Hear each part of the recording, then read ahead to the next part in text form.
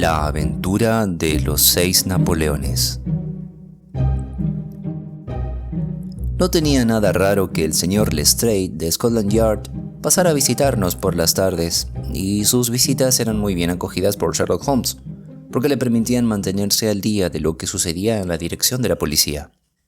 A cambio de las noticias que Lestrade traía, Holmes se mostraba siempre dispuesto a escuchar con atención los detalles del caso en el que estuviera trabajando el inspector, y de cuando en cuando, sin intervenir de manera activa, le proporcionaba algún consejo o sugerencia sacados de su vasto arsenal de conocimientos y experiencia. Aquella tarde en concreto, Lestrade había estado hablando del tiempo y de los periódicos, y después se había quedado callado, chupando pensativo su cigarro. Sherlock Holmes le miró con interés. ¿Tiene algo especial entre manos?, preguntó. Oh, no, señor Holmes, nada de particular. Está bien, cuéntemelo todo. Lestrade se echó a reír. De acuerdo, señor Holmes, no puedo negar que hay algo que me tiene preocupado. Y sin embargo se trata de un asunto tan absurdo que no me decidí a molestarle con ello. Por otra parte, si bien es un asunto trivial, no cabe duda de que es raro, y ya sé que a usted le gusta todo lo que se sale de lo corriente. Aunque, en mi opinión, cae más en el campo del Dr. Watson que en el suyo. ¿Una enfermedad?, pregunté yo. Locura, más bien, y una locura bastante extraña. ¿Se imaginan que exista a estas alturas una persona que sienta tanto odio por Napoleón, que se dedique a romper todas las imágenes suyas que encuentra? Holmes volvió a recostarse en su asiento. No es asunto para mí, dijo. Exacto, eso decía yo. Sin embargo, cuando este hombre asalta casas para poder romper imágenes que no le pertenecen, la cosa escapa de la jurisdicción del médico para entrar en la de la policía. Holmes se enderezó de nuevo. Asaltos, eso es más interesante. Cuénteme los detalles. Lestrade sacó su cuaderno de notas reglamentario y refrescó la memoria consultando sus páginas. El primer caso denunciado tuvo lugar hace 4 días, dijo. Ocurrió en la tienda de Morse Hudson, un establecimiento de Kennington Road dedicado a la venta de cuadros y esculturas. El dependiente había pasado un momento a la trastienda cuando oyó un ruido de rotura. Acudió corriendo y encontró, hecho pedazos en el suelo, un busto de escayola de Napoleón que había estado expuesto en el mostrador junto con otras obras de arte. Salió corriendo a la calle, pero a pesar de que varios transeúntes declararon haber visto a un hombre salir con prisas de la tienda, no pudo localizarlo ni identificarlo. Parecía uno de esos actos de vandalismo gratuito que ocurren de cuando en cuando, y así lo hizo constar el policía de servicio en su informe. La escayola no valía más que unos chelines y la cosa parecía demasiado infantil como para investigarla.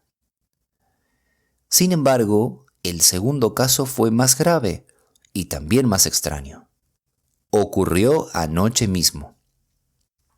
En la misma Kennington Road, a unos cientos de metros de la tienda de Morse Hudson, vive un médico muy conocido, el Dr. Barnicot, que tiene una de las clientelas más numerosas al sur del Támesis. Su residencia y consultorio principal están en Kennington Road, pero tiene también un quirófano y dispensario en Lower Brixton Road, a 2 millas de distancia.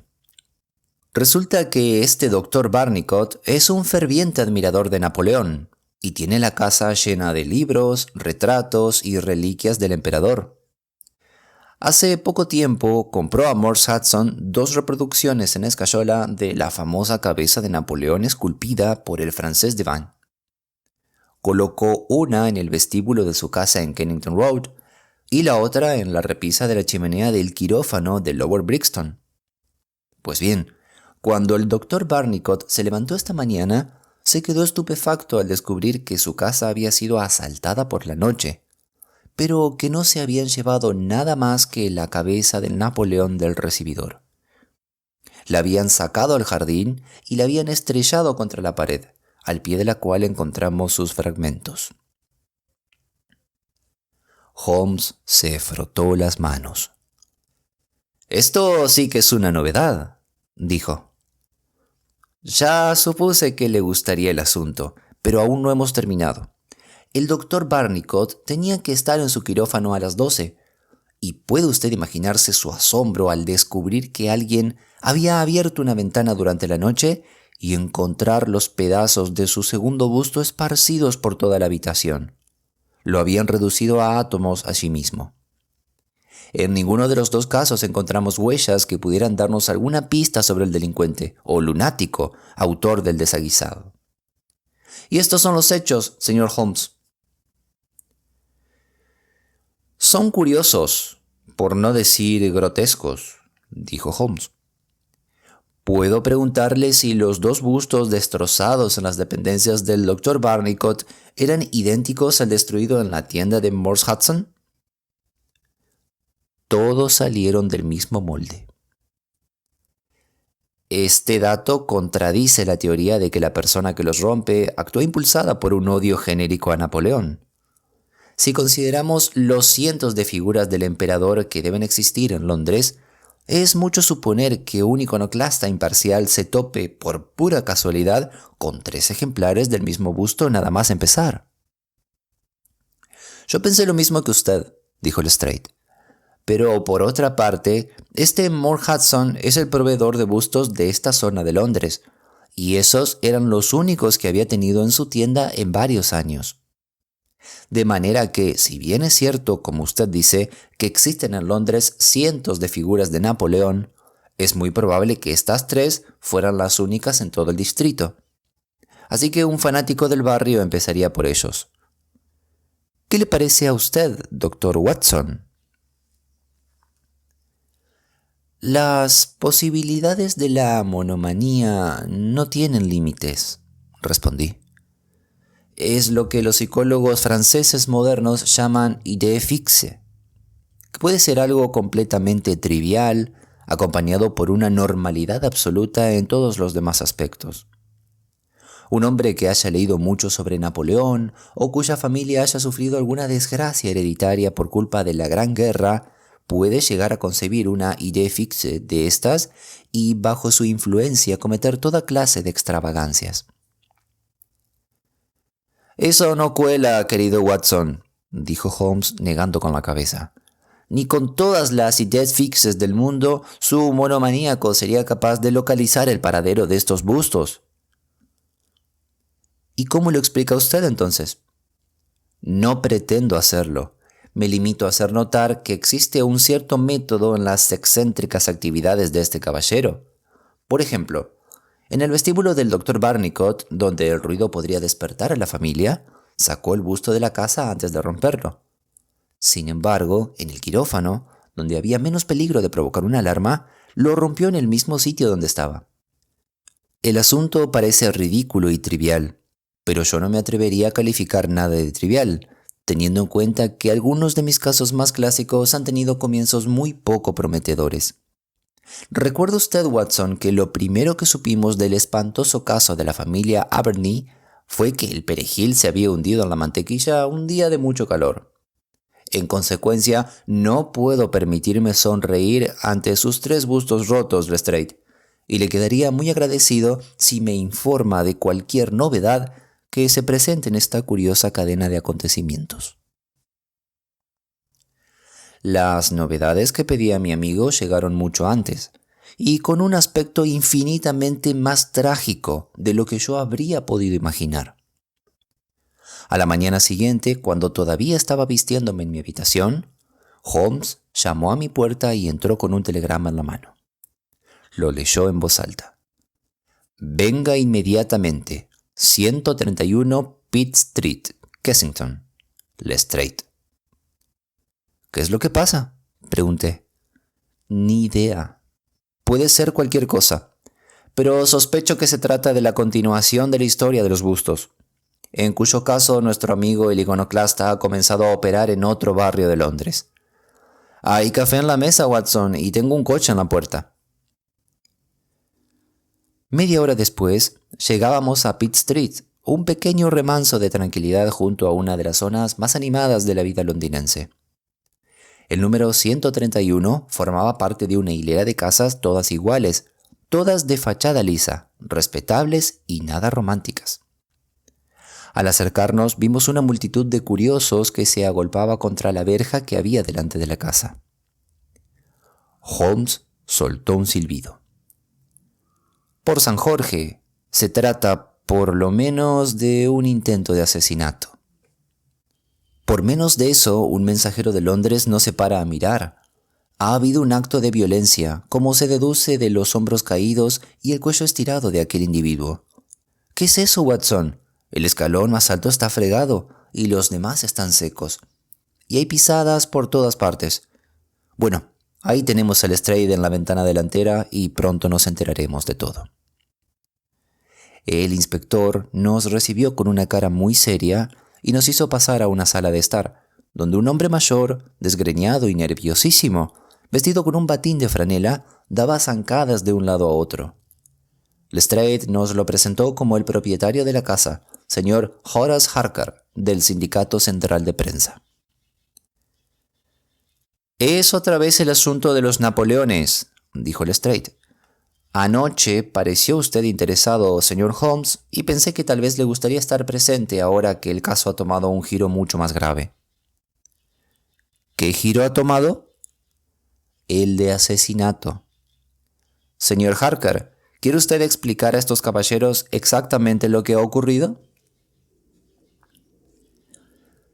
El hombre del batín se volvió hacia nosotros con una expresión de profunda melancolía. «Es algo extraordinario», dijo, «que habiéndome pasado la vida recogiendo noticias sobre otra gente, ahora que me cae encima una verdadera noticia, me encuentro tan trastornado y tan fastidiado que no puedo ligar dos palabras seguidas. Si hubiera venido aquí como periodista, me habría entrevistado a mí mismo y habría colocado 2 columnas en todos los periódicos de la tarde. En cambio, así estoy regalando un material valioso, contando la historia una y otra vez a toda una serie de personas diferentes, sin sacarle yo ningún provecho. No obstante, he oído hablar de usted, señor Holmes, y si consigue usted explicar este asunto tan raro, me sentiré compensado por la molestia de tener que contarle la historia». Holmes tomó asiento y escuchó. «Todo parece centrarse en este busto de Napoleón que compré para esta misma habitación hace unos 4 meses. Lo conseguí barato en Harding Brothers, a 2 puertas de la estación de High Street. Gran parte de mi trabajo periodístico lo hago de noche, y a veces me quedo escribiendo hasta altas horas de la madrugada. Eso es lo que hice hoy. Estaba en mi cuchutril, en la parte trasera del piso alto, a eso de las 3 de la mañana, cuando tuve la seguridad de haber oído ruidos abajo. Me puse a escuchar, pero no se repitieron, y llegué a la conclusión de que habían venido del exterior. De pronto, unos 5 minutos más tarde, se oyó un grito espantoso, el sonido más horroroso que he oído en mi vida, señor Holmes. Me seguirá resonando en los oídos mientras viva. Me quedé helado de espanto 1 o 2 minutos, y luego cogí el atizador y bajé la escalera. Al entrar en esta habitación encontré la ventana abierta de par en par, y me fijé al instante en que el busto ya no estaba en la repisa. Que un ladrón se lleve una cosa así es algo que escapa a mi comprensión, ya que se trataba tan solo de una copia de escayola sin ningún valor. Como usted mismo puede ver, el que salga por esa ventana abierta puede llegar al escalón de la puerta con solo dar una zancada larga. Evidentemente eso era lo que el ladrón había hecho, así que di la vuelta y fui a abrir la puerta. Al salir a la oscuridad, casi me caigo encima de un cadáver que había tendido allí. Retrocedí corriendo a buscar una luz y pude ver al pobre desgraciado con un enorme tajo en el cuello en medio de un charco de sangre. Estaba tumbado de espaldas con las rodillas dobladas y la boca horriblemente abierta. Estoy seguro de que se me aparecerán sueños. Tuve el tiempo justo para tocar mi silbato de policía y después debí desmayarme, porque no recuerdo nada más hasta que vi al policía mirándome de pie en el vestíbulo.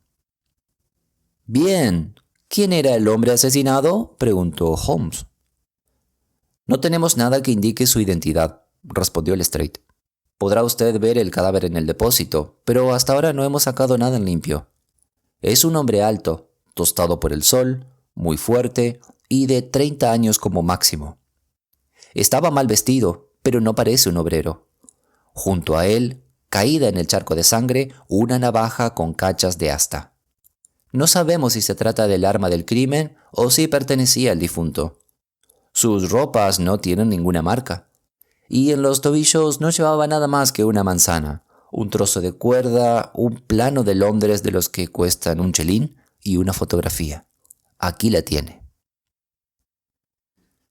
Se trataba sin lugar a dudas de una instantánea tomada con una cámara pequeña.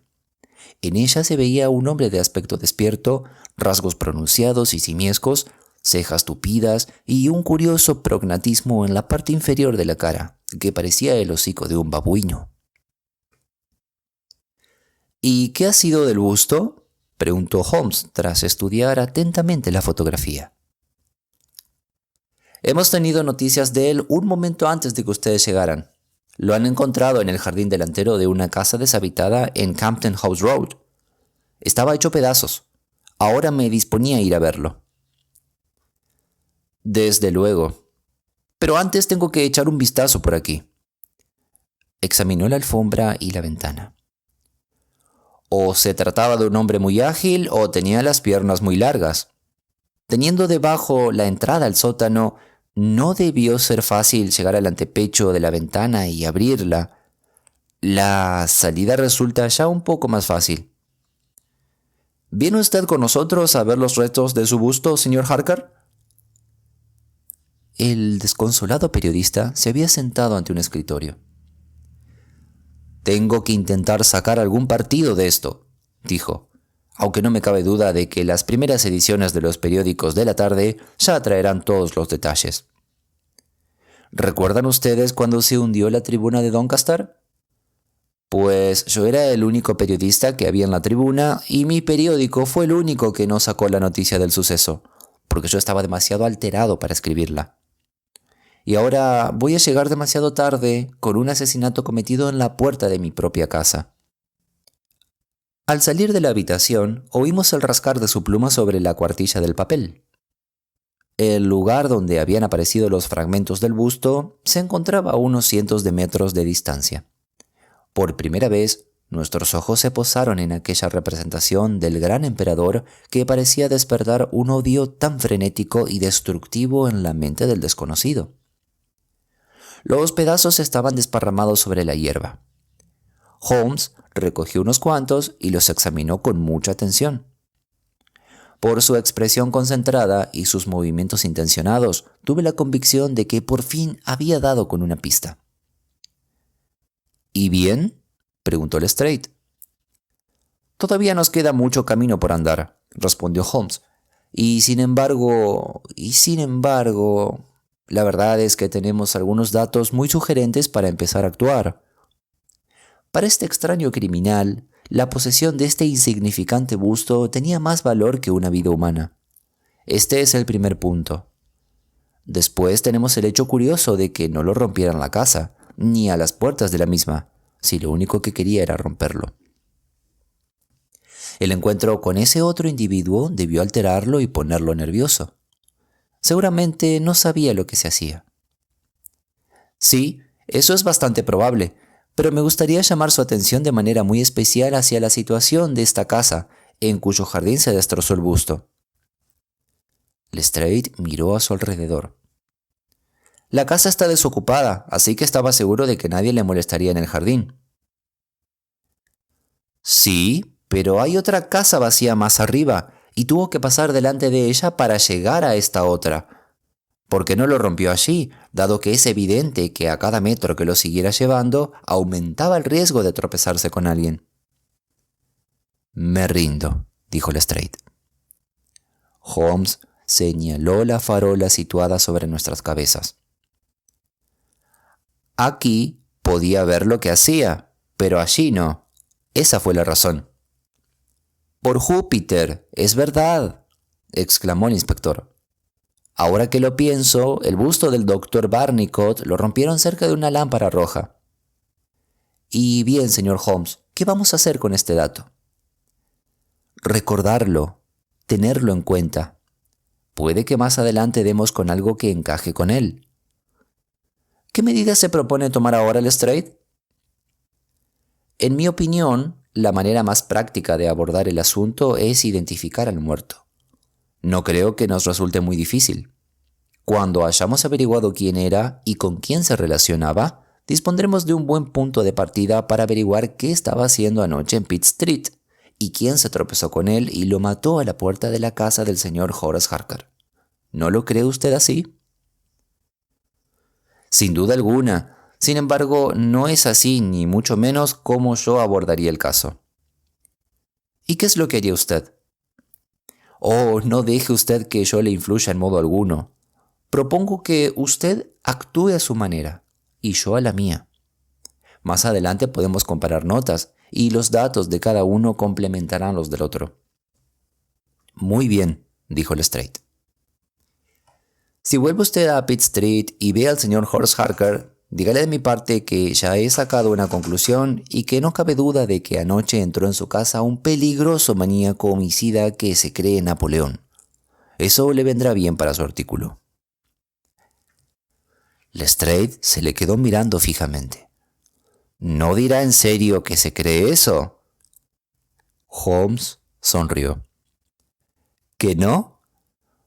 Bueno, tal vez no, pero estoy seguro de que interesará al señor Harker y a los suscriptores del Sindicato Central de Prensa. Y ahora, Watson, creo que tenemos por delante una jornada larga y bastante complicada. Me gustaría mucho, Lestrade, que pudiera usted pasarse por Baker Street a hacernos una visita a las 6 de esta tarde. Hasta entonces, me gustaría conservar esta fotografía encontrada en el bolsillo de la víctima. Es posible que tenga que solicitar su compañía y su ayuda para una pequeña expedición que, si mi cadena de razonamientos resulta ser correcta, tendremos que emprender esta noche. Hasta entonces, adiós y buena suerte. Sherlock Holmes y yo caminamos juntos hasta High Street, y allí nos detuvimos ante la tienda de Harding Brothers, donde se había adquirido el busto. Un joven dependiente nos comunicó que el señor Harding estaría ausente hasta la tarde, y que él era nuevo y no podía darnos ninguna información. El rostro de Holmes dio señales de decepción y fastidio. Bueno, Watson, no podemos esperar que todo nos salga bien a la primera, dijo por fin. Si el señor Harding no viene hasta la tarde, tendremos que volver por la tarde. Como ya habrá sospechado, estoy intentando seguir la pista de estos bustos hasta su fuente de origen, con el fin de averiguar si existe alguna particularidad que explique su curioso destino. Vayamos a la tienda de Morse Hudson en Kennington Road y veamos si él puede arrojar algo de luz sobre el problema. Tardamos 1 hora en coche en llegar al establecimiento del vendedor de cuadros. Era un hombre bajo y rechoncho, de rostro colorado y carácter irascible. «Sí, señor, en mi mismo mostrador», dijo. «No sé para qué pagamos impuestos si luego cualquier rufián puede entrar y romper las propiedades de uno». «Sí, señor, fui yo quien le vendió al doctor Barnicot las 2 figuras». «Es una vergüenza, señor. Es una campaña nihilista, estoy seguro. Solo a un anarquista se le ocurriría ir por ahí rompiendo estatuas. Republicanos rojos, eso es lo que son. ¿Que a quién le compré las figuras? ¿Y eso qué tiene que ver? Está bien, si se empeña en saberlo, se las compré a Helder & Company, de Church Street, Stepney. Una firma muy conocida en el negocio y desde hace 20 años. ¿Qué cuántas compré? 3. 2 y 1 son 3. 2 del Dr. Barnicot y una que rompieron a plena luz del día en mi propio mostrador. ¿Que si conozco a este hombre de la fotografía? No, no lo conozco. Pero... sí, me parece que sí. Pero si es Beppo. Era una especie de italiano que trabajaba por libre y que hizo algunos trabajos para la tienda. Sabía tallar un poco, dorar un marco, cosas por el estilo. Me dejó la semana pasada y desde entonces no he sabido nada de él. No sé de dónde vino ni a dónde fue. Mientras estuvo por aquí no tuve ninguna queja de él. Se marchó 2 días antes de que rompieran el busto. Bien, eso es todo lo que razonablemente podemos esperar sacar de Morse Hudson, dijo Holmes al salir de la tienda. Tenemos a este Beppo como factor común, tanto en Kennington como en Kensington. Así que no hemos recorrido estas 10 millas en vano. Ahora, Watson, vamos a Helder & Company de Stepney, la fuente de origen de los bustos. Mucho me extrañaría que no sacásemos algo limpio de allí.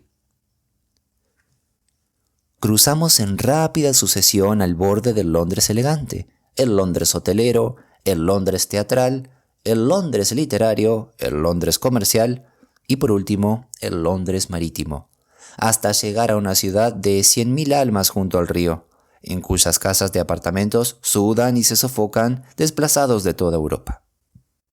Allí, en una amplia avenida donde en otros tiempos residían los comerciantes ricos de la ciudad, encontramos el taller de escultura que íbamos buscando. La parte exterior era un gran patio lleno de piedras monumentales. En el interior había un local muy espacioso, en el que 50 operarios se dedicaban a tallar o moldear. El encargado, un alemán rubio corpulento, nos recibió educadamente y respondió con claridad a todas las preguntas de Holmes. Una consulta a los libros reveló que se habían hecho cientos de escayolas a partir de una reproducción en mármol de la cabeza de Napoleón esculpida por Devine, pero que las 3 enviadas a Morse Hudson aproximadamente un año atrás formaban parte de una partida de 6, y que las otras 3 se habían enviado a Harding Brothers de Kensington. No existía razón alguna para que esas 6 fueran diferentes a las demás escayolas. No se le ocurría ningún posible motivo para que alguien quisiera destruirlas. Es más, la idea le daba risa. El precio de venta al por mayor era de 6 chelines, pero el minorista podía sacar 12 o más. La copia se sacaba de 2 moldes, uno de cada lado de la cara, y luego se juntaban los 2 perfiles de escayola para formar el busto completo. El trabajo solían realizarlo obreros italianos en el mismo local donde nos encontrábamos. Una vez terminados, los bustos se ponían a secar sobre una mesa en el pasillo y después se almacenaban. Eso era todo lo que podía decirnos. Pero la presentación de la fotografía tuvo un notable efecto sobre el encargado. Su cara enrojeció de ira y sus cejas se fruncieron sobre sus azules y teutónicos ojos. ¡Ah, granuja!, exclamó. Sí, ya lo creo. Le conozco muy bien. Este ha sido siempre un establecimiento respetable y la única vez que hemos tenido aquí a la policía fue por culpa de ese individuo. Eso fue hace más de un año. Apuñaló a otro italiano en la calle y luego vino al taller con la policía pisándole los talones y aquí lo detuvieron. Se llamaba Beppo, pero nunca supe su apellido. Era un buen trabajador, uno de los mejores. ¿Qué le cayó? El otro no murió, así que le cayó solo un año. Seguro que ya está libre. Pero por aquí no se ha atrevido a asomar la nariz. Tenemos aquí a un primo suyo y estoy casi seguro de que él podría decirle por dónde anda. No, dijo Holmes. Ni una palabra al primo, ni una palabra, se lo ruego.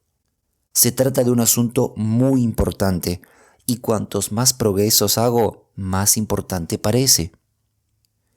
Cuando consultó usted en el libro la venta de esas escayolas, me fijé que la fecha era el 3 de junio del año pasado. ¿Podría usted decirme en qué fecha fue detenido Beppo? Podría decirse aproximadamente consultando los pagos de jornales. Sí, continuó después de pasar páginas durante un rato. Recibió su última paga el 20 de mayo. Gracias. dijo Holmes. Creo que ya no necesito seguir abusando de su tiempo y su paciencia.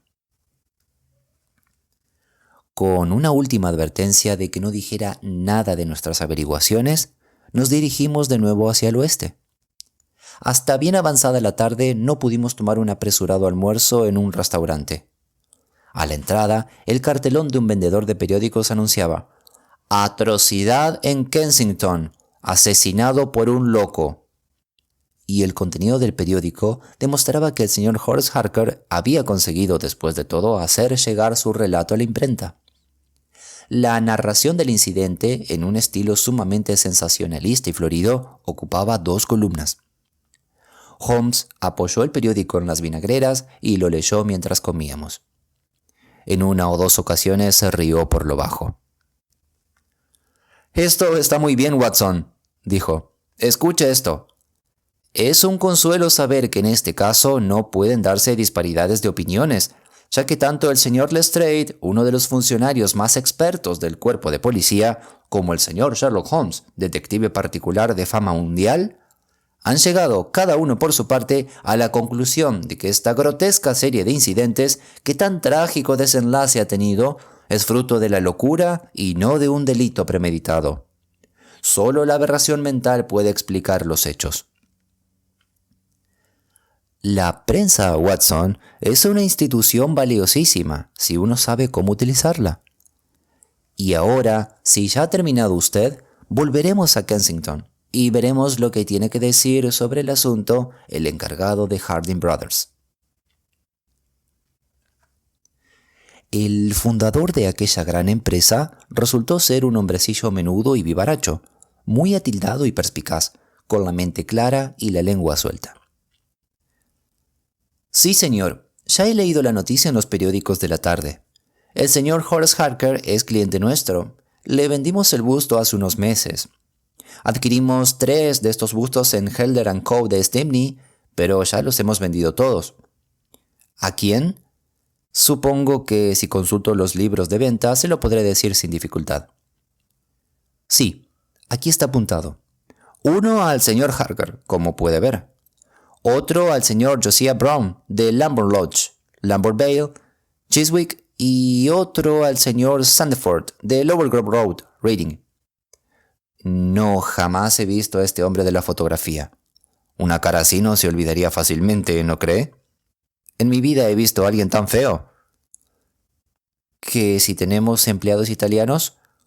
«Pues sí, hay varios entre los obreros y el personal de la limpieza. Supongo que si se lo propone, cualquiera de ellos podría echar un vistazo a este libro de ventas.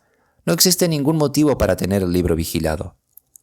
En fin, este es un asunto muy raro y confío en que me avise si sus investigaciones dan algún fruto». Holmes había tomado varias notas durante las declaraciones del señor Harding y pude darme cuenta de que se sentía plenamente satisfecho con el rumbo que iban tomando los acontecimientos. Sin embargo, no hizo ningún comentario, exceptuando el de que si no nos dábamos prisa íbamos a llegar tarde a nuestra cita con Lestrade. Y efectivamente, cuando llegamos a Baker Street, el inspector ya se encontraba allí, dando zancadas de un lado a otro de la habitación, consumido de impaciencia. Su aspecto solemne daba a entender que su jornada de trabajo no había sido infructuosa. «¿Qué tal?», preguntó. «¿Ha habido suerte, señor Holmes?» «Hemos tenido un día muy ocupado, pero no todo ha sido tiempo perdido», explicó mi amigo. «Hemos visto a los 2 comerciantes y también a los fabricantes de los bustos. Ahora puedo seguirle la pista a cada uno de los bustos desde el principio». «¡Los bustos!», exclamó Lestrade. Bueno, usted tiene sus propios métodos, señor Sherlock Holmes, y no seré yo quien diga una palabra en contra de ellos. Pero me parece que yo he aprovechado la jornada mejor que usted. He identificado al muerto». «No me diga». «Y he descubierto un móvil para el crimen». «Espléndido». «Uno de nuestros inspectores está especializado en Saffron Hill y el barrio italiano. Pues bien, el cadáver llevaba colgado del cuello un símbolo católico, y esto, junto con el tono de su piel, me hizo pensar que era latino. El inspector Hill lo identificó nada más verlo. Se llamaba Pietro Benucci, natural de Nápoles, y era uno de los peores asesinos de Londres. Estaba relacionado con la mafia, que, como usted sabe, es una organización política secreta que impone sus reglas por medio del asesinato. Como ve, las cosas empiezan a aclararse. Lo más probable es que el otro tipo sea también italiano y miembro de la mafia. Ha debido romper alguna de sus reglas y la organización envió a Pietro para ajustarle las cuentas. Es muy posible que la fotografía que encontramos en el bolsillo del muerto sea de nuestro hombre y que la llevara para asegurarse de que no apuñalaba a otra persona. Pietro va siguiendo al tipo, lo ve meterse en una casa, espera que salga y en la pelea que se entabla es él quien recibe una herida mortal. ¿Qué le parece, señor Holmes? Holmes palmoteó en señal de aprobación. «¡Excelente, Lestrade! ¡Excelente!», exclamó. «Pero no sé si he entendido muy bien su explicación de la destrucción de los bustos». «¿Los bustos? ¿No hay quien le saque esos bustos de la cabeza?» «Al fin y al cabo, eso no es nada. Hurto menor, 6 meses como máximo. Lo que de verdad estamos investigando es el asesinato, y le digo que ya casi tengo todos los hilos en mis manos». «¿Qué va a hacer a continuación?» «Muy sencillo. Iré con Hill al barrio italiano, encontraremos al hombre de la fotografía y lo detendremos, acusado de asesinato». «¿Quiere venir con nosotros?» «Creo que no. Me da la impresión de que podemos lograr nuestro objetivo de un modo más sencillo. No puedo estar seguro, porque todo depende... En fin, depende de un factor que está completamente fuera de nuestro control. Pero tengo grandes esperanzas. De hecho, podría apostar 2 contra 1 a que si usted nos acompaña esta noche, podré ayudarle a echar el guante». «¿En el barrio italiano?» «No, creo que en Chiswick nos será mucho más fácil encontrarlo. Si viene usted conmigo a Chiswick esta noche, Lestrade, le prometo ir mañana con usted al barrio italiano. Con ese pequeño retraso no se pierde nada. Y ahora, creo que unas pocas horas de sueño nos vendrían muy bien a todos, porque no pienso salir hasta las 11 y es poco probable que regresemos antes de que amanezca. Quédese a cenar con nosotros, Lestrade, y después puede echarse en el sofá hasta que llegue la hora de salir. Mientras tanto, Watson, le agradecería que llamase a un mensajero, porque tengo que enviar una nota y es importante que salga cuanto antes». Holmes se pasó la tarde rebuscando entre los diarios atrasados que llenaban uno de nuestros trasteros. Cuando por fin bajó, sus ojos tenían una expresión de triunfo, pero no nos dijo nada sobre el resultado de sus indagaciones. Por mi parte, yo había seguido paso a paso los métodos con los que habíamos seguido los diversos vericuetos de este complicado caso, y aunque todavía no intuía cuál era nuestro objetivo, me daba perfecta cuenta de que Holmes esperaba que el grotesco criminal intentara apoderarse de los 2 bustos que quedaban, uno de los cuales, como yo recordaba, se encontraba en Chiswick. Sin duda, el objeto de nuestro viaje era atraparlo con las manos en la masa, y no podía dejar de admirar la astucia con que mi amigo había insertado una pista falsa en el periódico de la tarde, para que nuestro hombre pensara que podía seguir adelante con su plan impunemente. No me sorprendí cuando Holmes sugirió que llevara mi revólver. Él ya se había equipado con la pesada fusta de caza, que era su arma favorita. Un coche nos aguardaba a las 11 en la puerta, y en él llegamos hasta un lugar al otro lado del puente de Hammersmith, donde dijimos al cochero que nos esperara. Una corta caminata nos llevó hasta una calle solitaria, flanqueada por bonitas casas, cada una con su terreno propio. A la luz de una farola leímos Laburnum Villa en la entrada de una de ellas. Evidentemente sus ocupantes se habían retirado a dormir, porque todo estaba oscuro, a excepción de una luz sobre los cristales de la puerta del vestíbulo, que arrojaba un borroso círculo de luz sobre el sendero del jardín. La valla de madera que separaba el jardín de la calle proyectaba una densa sombra negra hacia la parte de dentro, y allí fue donde nos agazapamos. «Me temo que tendremos que esperar mucho tiempo», susurró Holmes. «Podemos dar gracias al cielo de que no llueva. No creo que sea prudente fumar para pasar el rato. Sin embargo, hay dos posibilidades contra una de que obtengamos una compensación por tanta molestia. Sin embargo, nuestra guardia no resultó tan larga como Holmes nos había hecho temer, y terminó de un modo repentino y extraño. En un instante, sin el más ligero ruido que nos advirtiera de su llegada, se abrió la puerta del jardín, y por ella entró una figura oscura y atlética, tan rápida y ágil como un mono, que avanzó velozmente por el sendero. La vimos cruzar frente a la luz que salía por encima de la puerta y desaparecer, confundida con la negra sombra de la casa. Hubo una larga pausa durante la cual estuvimos conteniendo la respiración, y luego llegó a nuestros oídos un crujido muy débil. Estaban abriendo una ventana. El ruido cesó, y de nuevo se produjo un largo silencio. El individuo había entrado en la casa. Vimos el súbito resplandor de una linterna sorda dentro de la habitación. Evidentemente, lo que buscaba no estaba allí, porque enseguida vimos el resplandor a través de otra ventana, y después de otra. Acerquémonos a la ventana abierta. Lo atraparemos cuando vuelva a salir, cuchicheó Lestrade. Pero antes de que pudiéramos hacer un movimiento, el hombre salió de nuevo. Al pasar por el círculo de luz, vimos que llevaba un objeto blanco bajo el brazo.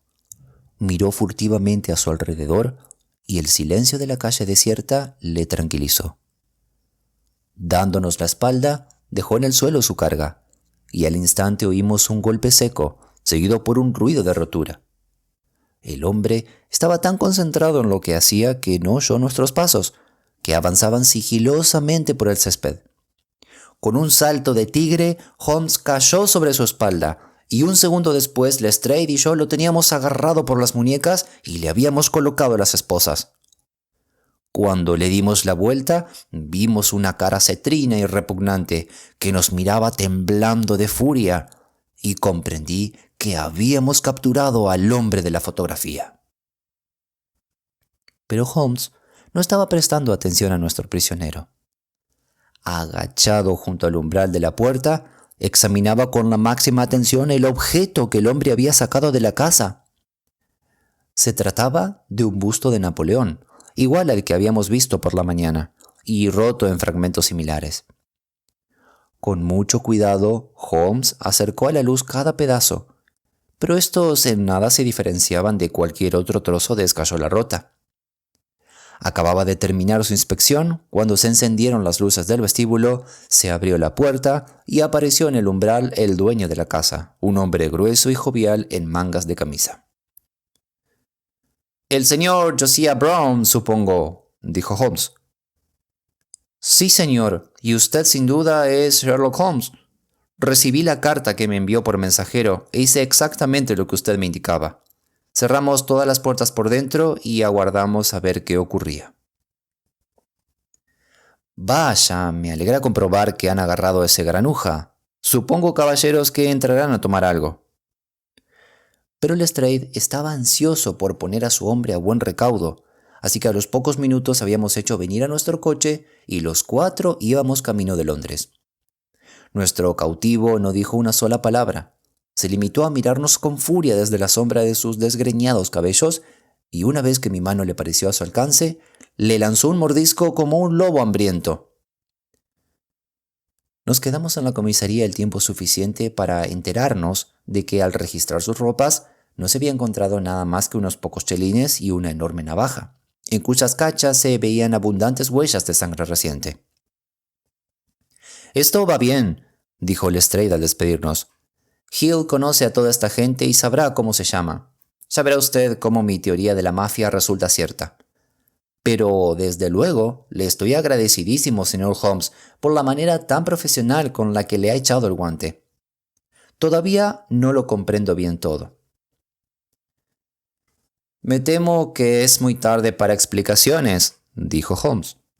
«Además, aún quedan 1 o 2 detalles por aclarar, y este es uno de los casos que vale la pena apurar hasta el final. Si se pasa una vez más por mis aposentos mañana a las 6, creo que podré demostrarle que aún no ha captado usted todo el significado de este asunto, que presenta algunos aspectos que lo convierten en un caso absolutamente original en la historia del crimen. Si alguna vez le autorizo a escribir más crónicas de mis pequeños problemas, Watson, estoy seguro de que el relato de la singular aventura de los bustos de Napoleón animará considerablemente sus páginas.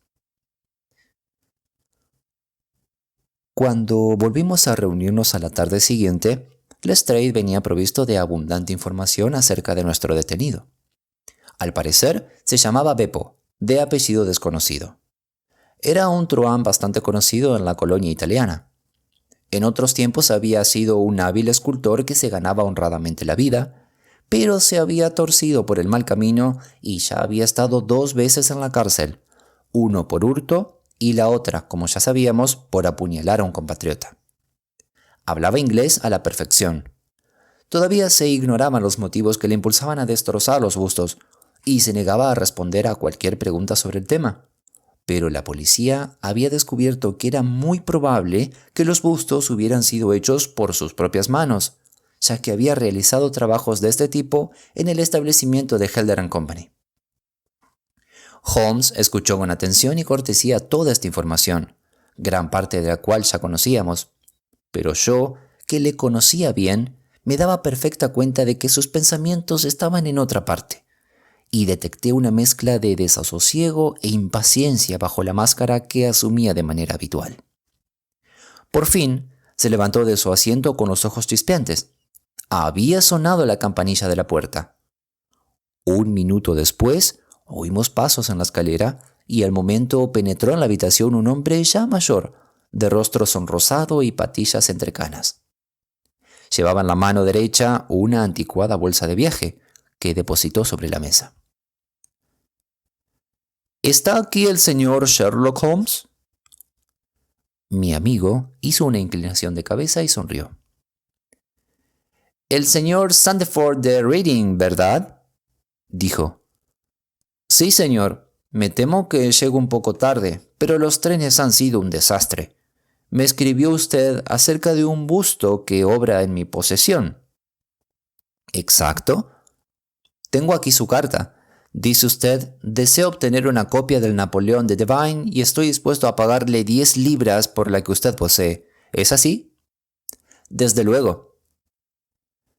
Me sorprendió mucho su carta, porque no puedo imaginar cómo se enteró usted de que yo poseía semejante objeto. Es natural que le haya sorprendido, pero la explicación es muy sencilla. El señor Harding, de Harding Brothers, me dijo que le había vendido a usted el último ejemplar y me dio su dirección. Ah, ¿con que fue así? ¿Le dijo lo que pagué por él? No, no me lo dijo. Mire, yo soy un hombre honrado, aunque no sea muy rico. Solo pagué 15 chelines por el busto, y creo que tiene usted derecho a saberlo antes de que yo acepte sus 10 libras. Sus escrúpulos le honran, señor Sandford, pero yo ofrecí ese precio y estoy dispuesto a mantenerlo. Vaya, es usted muy espléndido, señor Holmes. He traído el busto como usted me pedía. Aquí lo tiene. Abrió la bolsa y por fin vimos sobre nuestra mesa un ejemplar completo de aquel busto que ya habíamos contemplado más de una vez hecho pedazos. Holmes sacó un papel del bolsillo y puso un billete de 10 libras sobre la mesa. Haga usted el favor de firmar este papel, señor Sandford, en presencia de estos testigos. Es una simple declaración de que me transfiere a mí todos los derechos que haya podido tener sobre este busto. Soy un hombre metódico, ¿sabe usted? Y nunca se sabe qué giro pueden tomar las cosas más adelante. Muchas gracias, señor Sandford. Aquí tiene su dinero y le deseo muy buenas tardes. Cuando nuestro visitante hubo desaparecido, Sherlock Holmes inició una serie de movimientos que nosotros seguíamos fascinados. Comenzó por sacar de un cajón un mantel blanco y limpio y extenderlo sobre la mesa. A continuación, colocó el recién adquirido busto en el centro del mantel. Por último, tomó su fusta de caza y asestó con ella un fuerte golpe en la cabeza de Napoleón. La figura se rompió en pedazos y Holmes se inclinó ansioso sobre los destrozados restos. Al instante, con un fuerte grito de triunfo, Levantó un fragmento que llevaba pegado a un objeto redondo y oscuro, como si fuera una ciruela de un pastel. «Caballeros», exclamó, «permítanme que les presente la famosa perla negra de los Borgia». Lestrade y yo nos quedamos callados por un momento, y luego, con una reacción espontánea, estallamos en aplausos como si estuviéramos presenciando el elaborado desenlace de una obra dramática. Un súbito rubor asomó en las pálidas mejillas de Holmes, que se inclinó ante nosotros como un dramaturgo que recibe el homenaje de su público. En momentos como aquel, Holmes dejaba por un momento de ser una máquina de razonar y sucumbía a la debilidad humana por la admiración y el aplauso. Aquel personaje tan peculiarmente orgulloso y reservado, que rechazaba con desprecio la notoriedad pública, era capaz de conmoverse hasta las entrañas ante la admiración y los elogios espontáneos de un amigo.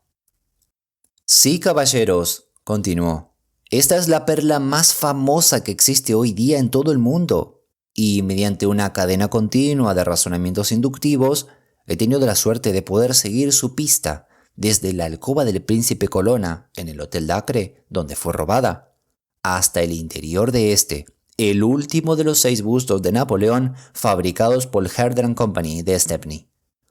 Seguro que usted, Lestrade, se acuerda de la sensación que causó la desaparición de esta valiosa joya y de los vanos esfuerzos de la policía de Londres por recuperarla.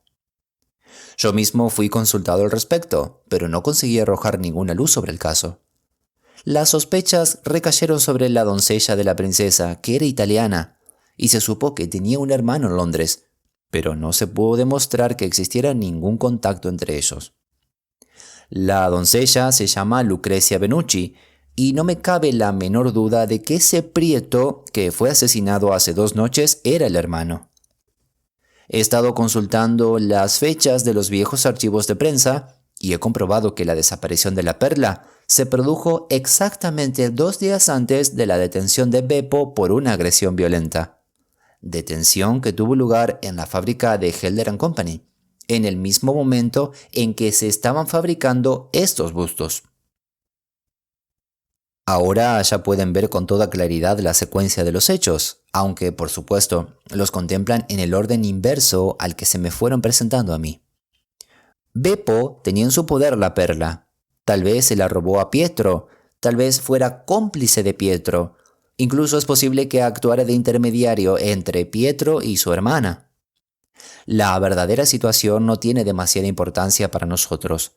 Lo importante es que él tenía la perla y que la llevaba encima en aquel momento, cuando le perseguía la policía. Se dirigió a la fábrica en la que trabajaba y sabía que disponía solo de unos pocos minutos para ocultar este valiosísimo botín, que de otro modo sería descubierto cuando le registraran. En el pasillo había 6 napoleones de escayola secándose. Uno de ellos aún estaba blanco. En un instante, Beppo, que era un trabajador muy hábil, hizo un agujerito en el yeso húmedo, metió en él la perla y con unos pocos toques tapó de nuevo la abertura. El escondrijo era perfecto, nadie podía descubrirlo. Pero Beppo fue condenado a 1 año de cárcel y mientras tanto los 6 bustos quedaron desperdigados por Londres. Era imposible saber cuál de ellos contenía el tesoro, solo rompiéndolos podía averiguarlo. Ni siquiera sacudiéndolos podía descubrir nada, porque como el yeso estaba húmedo, lo más probable era que la perla hubiera quedado adherida a él, como efectivamente ha sucedido. Beppo no se dio por vencido y llevó a cabo su investigación con considerable ingenio y perseverancia. Por medio de un primo que trabaja en Herder, se informó de los minoristas que habían adquirido los bustos. Se las arregló para conseguir trabajo en Morse Hudson y de este modo siguió la pista a 3 de ellos. La perla no estaba en ninguno. Entonces, con ayuda de algún empleado italiano, logró averiguar dónde habían ido a parar los otros 3 bustos. El primero estaba en casa de Harker. Allí fue acosado por su compinche, que consideraba a Beppo responsable de la pérdida de la perla, y en el forcejeo que se produjo a continuación, Beppo lo apuñaló. Si Pietro era su cómplice, ¿para qué llevaba la fotografía?, pregunté yo. para seguirle la pista si tenía necesidad de preguntar por él a terceras personas. Es la explicación más obvia. Pues bien, después del asesinato, me figuré que lo más probable sería que Beppo apresurara sus acciones, en lugar de proceder despacio. Tendría miedo de que la policía averiguase su secreto, así que se daría prisa antes de que le tomaran la delantera. Por supuesto, yo no podía saber si había encontrado o no la perla en el busto de Harker. Ni siquiera estaba seguro de que se tratara de la perla. Pero era evidente que andaba buscando algo, puesto que se la llevó el busto a varias casas de distancia para romperlo en un jardín que tuviera una farola al lado. Puesto que el busto de Harker era uno de los 3 que quedaban, las posibilidades eran exactamente las que yo les dije. 2 contra 1 a que la perla no se encontraba allí. Quedaban 2 bustos, y lo natural era que fuera primero a por el de Londres. Avisé a los habitantes de la casa, con el fin de evitar una segunda tragedia, y allá fuimos nosotros, con magníficos resultados. Pero entonces, desde luego, yo ya estaba seguro de que andábamos detrás de la perla de los Borgia. El apellido del hombre asesinado conectaba un caso con el otro. Solo quedaba ya un busto, el de Reading, y en él tenía que estar la perla. Se lo compré a su propietario en presencia de ustedes, y ahí lo tienen. Permanecimos unos momentos sentados en silencio. Al fin, Lestrade dijo: «Bueno, Holmes, le he visto manejar un buen número de casos, pero no creo haber visto jamás uno tan bien llevado como este. No tenemos celos de usted en Scotland Yard. No, señor, nos sentimos orgullosos de usted. Y si se pasa por allí mañana, no habrá un solo hombre, desde el inspector más viejo al guardia más joven, que no se alegre de estrecharle la mano». «Gracias», dijo Holmes. «Gracias». Y mientras se volvía de espaldas, me pareció que jamás le había visto tan cerca de dejarse llevar por las más tiernas emociones. Pero un instante después, volví a ser el pensador frío y práctico de siempre. «Ponga la perla en la caja fuerte, Watson», dijo, «y saque los papeles del caso de falsificación de Con Singleton. Adiós, Lestrade. Si tiene algún problemilla, le haré encantado, si me es posible, 1 o 2 sugerencias que le ayuden a solucionarlo».